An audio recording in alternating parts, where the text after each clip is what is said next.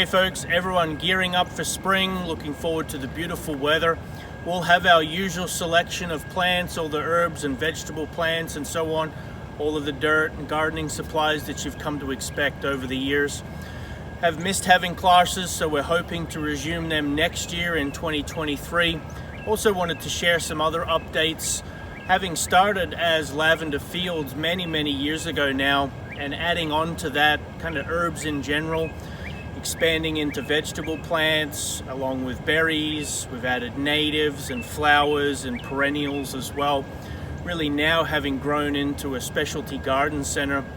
Due to some other changes too, we no longer have the Lavender Field as part of our farm. So with all of this in mind, we will be gradually changing our name from Lavender Fields Herb Farm to GLEN Greenhouse to better reflect who we are and what we offer as well. Our store will still have all the lavender products that you've come to expect. However, the lavender lemonade and the ice cream will only remain through the end of this month, March, and or until our current supply runs out.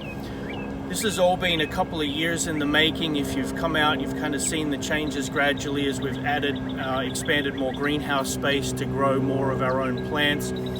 Our production houses now are near full for this season with all of the herbs, so 100 different varieties of herb plants, 30 different tomato varieties, 30 different peppers and hot chilies, cucumbers, zucchini, squash, okra, the list goes on.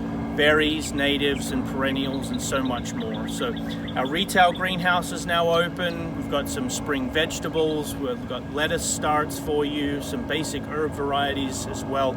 And that will only increase as the season rolls on, along with all the gardening supplies, so raised beds, containers, dirt, and everything to get you growing.